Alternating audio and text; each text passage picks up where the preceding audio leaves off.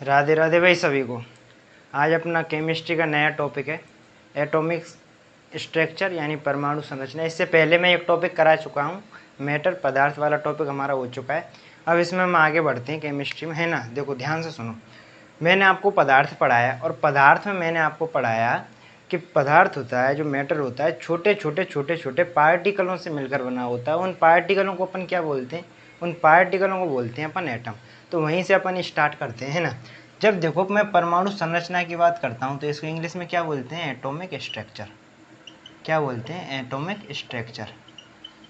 अब तुम्हारे सबसे पहले दिमाग में ये चीज़ आनी चाहिए कि यार ये सबसे पहले किसके दिमाग में आया कि परमाणु जैसा भी कुछ होना चाहिए। तो यदि भारत में बात करूं तो भारत में एक महर्षि हुए थे, महर्षि कणाद। कौन से हुए थे? महर्षि कणाद। तो महर्षि कणाद ने सबसे पहले परमाणु के बारे में बताया था कि भाई पदार्थ की एक सबसे छोटी इकाई होती है, एक सबसे छोटा भाग होता है जिसको अपन क्या बोलते हैं? जिसको अपन एटम बोलते हैं, जिसको हम परमाणु बोलते हैं। लेकिन इसको और ज़्यादा डिस्क्राइब, इसकी और ज़्यादा व्याख्या किसने की थी? तो उनका नाम है जॉन डाल्टन। क्या नाम है? John Dalton. ये जो वैज्ञानिक है, इन जॉन डाल्टन ने एक सिद्धांत दिया था, उसको बोलते हैं परमाणु सिद्धांत। क्या बोलते हैं? परमाणु सिद्धांत। और इस सिद्धांत में उन्होंने बताया, ये जो एटॉमिक थ्योरी थी, इस सिद्धांत में उन्होंने यही बताया था बेसिकली कि जो पदार्थ होता है, पदार्थ की सबसे छोटी इकाई, सबसे छोटा जो भाग होता है वो क्या होता है? परमाणु। और इन्होंने एक बात जो इसमें एक्स्ट्रा जोड़ी, क्या थी? कि परमाणु को आगे विभाजित नहीं किया जा सकता, यानी कि एटम को और ज़्यादा आगे डिवाइड नहीं किया जा सकता। लास्ट में परमाणु है, परमाणु से ही पदार्थ बनते हैं। परमाणु एक सिंगल इकाई है, वह किसी से मिलकर नहीं बना होता। ये किन के अनुसार है? ये जॉन डाल्टन के अनुसार है। लेकिन वैज्ञानिक वैज्ञानिक ठहरे, उन्होंने परमाणु को आगे और डिवाइड कर दिया। किसमें? भाई उन्होंने देखा जो परमाणु है वह छोटे और पार्टिकलों से मिलकर बना होता है। वो पार्टिकल कौन कौन से? भाई इलेक्ट्रॉन हो गया, प्रोटॉन हो गया, न्यूट्रॉन हो गया, पॉजिट्रॉन हो गया, मोसॉन हो गया, पाइमोसॉन हो गया, ऐसे बहुत सारे और पार्टिकल मिलते हैं, है ना। इसलिए मतलब कि परमाणु को और ज़्यादा डिवाइड कर दिया कि इनमें इलेक्ट्रॉन हो गया, प्रोटॉन हो गया, न्यूट्रॉन हो गया, है ना, बोसोन हो गया, मोसोन हो गया, पाइमोसोन हो गया, है ना। तो आगे और ज़्यादा डिवाइड किया जा सकता है। तो यानी कि इनका जो है परमाणु सिद्धांत है यहीं पर जाके समाप्त हो गया। क्या? यहीं पर जाकर समाप्त हो गया।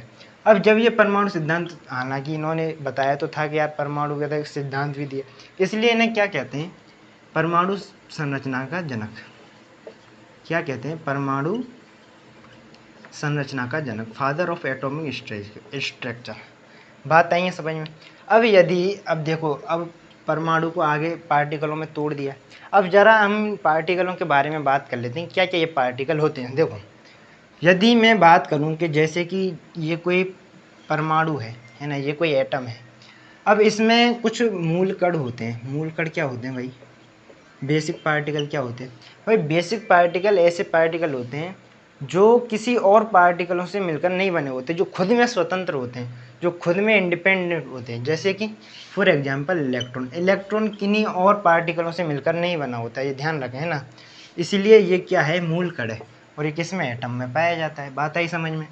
एक होता है स्थायी मूल कण। क्या होते हैं? स्थायी मूल कण। ये परमानेंट बेसिक पार्टिकल क्या होते हैं? भाई ये परमानेंट बेसिक पार्टिकल होते हैं, मतलब कि कोई भी परमाणु हो, उस परमाणु में इलेक्ट्रॉन, प्रोटॉन और न्यूट्रॉन, ये जो बेसिक पार्टिकल हैं, ये तो मिलते ही रहेंगे, ये मिलेंगे ही आपको, है ना। आप चाहे देखो, जैसे कि मैं बात कहूँ कि कोई भी परमाणु हो, उसमें इलेक्ट्रॉन, प्रोटॉन और न्यूट्रॉन, ये जो पार्टिकल हैं तीन, ये पार्टिकल तो अवश्य ही मिलेंगे, है ना। अब एक इसमें अपवाद भी है। क्या है? जैसे कि हाइड्रोजन।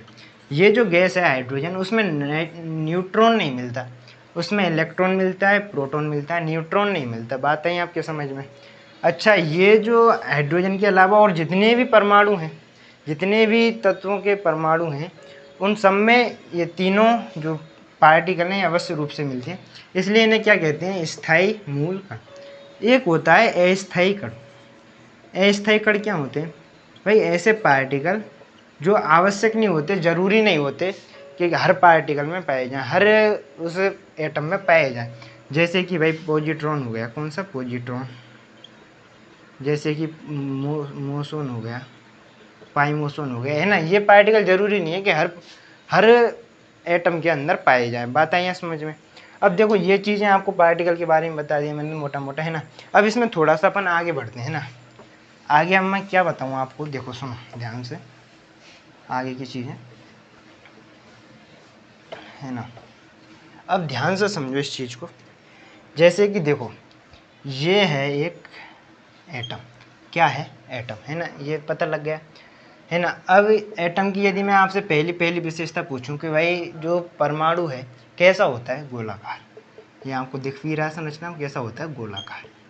ठीक है भाई, इतनी सी बात समझ में आई। अब ये जो एटम होता है इसके बीच में एक और संरचना होती है, इसी का एक भाग होता है जिसको हम क्या बोलते हैं, नाभिक। क्या बोलते हैं, नाभिक। और इंग्लिश में क्या बोलते हैं इसको, न्यूक्लियस।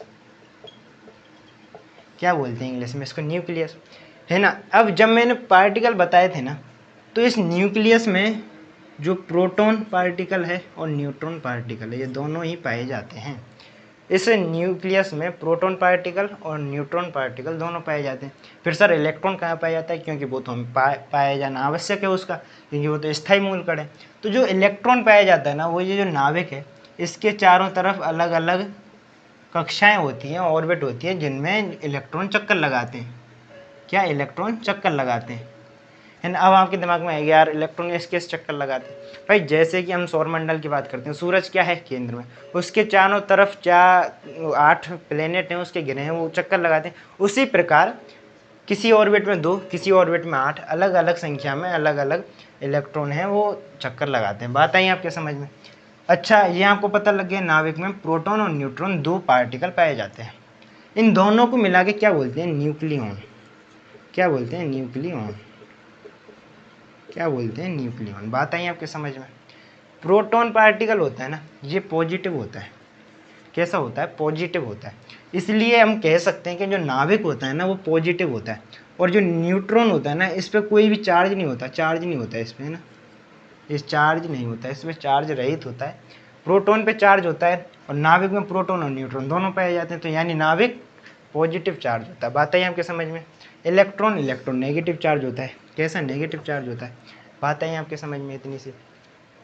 अब इससे आगे और देखो आप क्या मैं बात कर रहा हूँ, कि यदि मैं इस स्ट्रक्चर की बात करूँ और यहाँ में मैं बात करूँ कि भाई ये इसका सेंटर है, इस सेंटर से यदि मैं परमाणु संरचना की बात करूँ, एटम जो इसकी त्रिज्या होगी, परमाणु की त्रिज्या, उसको मैं आर मान लेता हूँ, है ना, ये मैंने आर मान ली।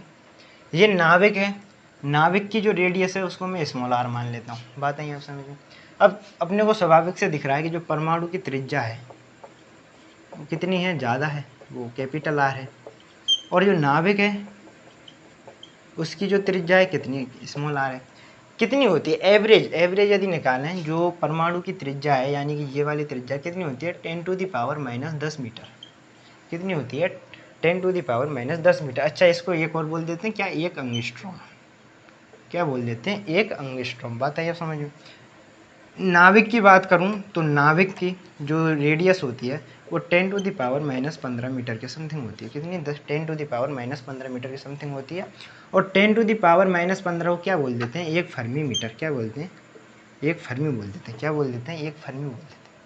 अब देखो यदि मैं नाभिक और परमाणु त्रिज्या, है ना, इन दोनों का कंपैरिजन करूं तो ये 10⁻⁻15 है, ये 10⁻⁻10 है, यानी कि 10⁻5 जो परमाणु की त्रिज्या है वह नाभिक से 10⁻5 टाइम्स ज़्यादा है, बड़ी है। बात आई आपके समझ में, है ना। यानी कि ये जो परमाणु त्रिज्या है ना, ये इस नाभिक की त्रिज्या से 10⁻5 गुना बड़ी है।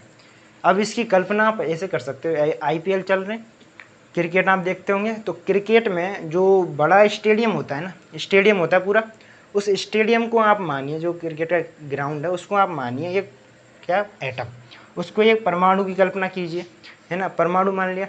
अब उस परमाणु के अब उस ग्राउंड के बीच में आप एक मधुमक्खी बिठा दीजिए, वो किसका काम करेगी, वो न्यूक्लियस का काम करेगी। इतनी बड़ी संरचना में इतनी छोटी सी संरचना होती है किसकी, नाभिक की, लेकिन पूरा जो द्रव्यमान होता है ना, परमाणु का जो पूरा द्रव्यमान भरा होता है, किस में भरा होता है, इस नाभिक में भरा होता है। क्योंकि देखो यदि मैं इन तीनों पार्टिकलों की बात करूँ ना, इलेक्ट्रॉन, प्रोटॉन और न्यूट्रॉन, इन तीनों पार्टिकलों की बात करूं तो इसमें सबसे भारी जो पार्टिकल होता है, जिसमें सबसे ज़्यादा वजन होता है, कौन है, न्यूट्रॉन। न्यूट्रॉन में सबसे ज़्यादा वजन होता है, उसके बाद प्रोटॉन में वजन होता है और इलेक्ट्रॉन में सबसे कम वजन होता है। बात आई आपके समझ में, है ना। इसमें सबसे कम वजन होता है ना, इसमें इन दोनों के बीच के समथिंग होता है और इसमें सबसे ज़्यादा होता है। अब देखो ये दोनों पार्टिकल कहाँ पाए जाते हैं, सेंटर में पाए जाते हैं। इनका जो द्रव्यमान निकाला जाता है ना, तो लगभग माइनस, है ना, 10⁻⁻27 kg, इतना ही समथिंग इसका होता है, इतना ही समथिंग इसका होता है, थोड़ा सा ज़्यादा होता है न्यूट्रॉन का, है ना। यदि मैं इसकी बात करूँ तो 10⁻31 kg होता है, इसके समथिंग आगे मैं बात करूँगा, और भी इसके आगे डिजिट हैं, है ना। कन्फ्यूज मत होइए, मैं मोटा मोटा आपको समझाने का प्रयास कर रहा हूँ कि देखो अब ये जो है ये बहुत कम है, किसकी तुलना में, इसकी तुलना में, इसलिए इसको हम नेगलेक्ट कर देते हैं, इसको हम साइडलाइन कर देते हैं कि यार इसका कोई प्रभाव नहीं पड़े। और बड़ी बात तब होती है क्योंकि इलेक्ट्रॉन होता है ना, वो हमेशा चक्कर लगाता रहता है, चक्कर लगाता रहता है, तो इसकी ऊर्जा कहीं ना कहीं क्षय हो जाती है, जिससे इसका द्रव्यमान और ज़्यादा कम हो जाता है। इसलिए यदि आप परमाणु का द्रव्यमान निकालना चाहते हो, परमाणु का पूरा वजन निकालना चाहते हो, तो या तो उसका नाभिक का वजन निकाल लो, बस छुट्टी, काम हो जाएगा।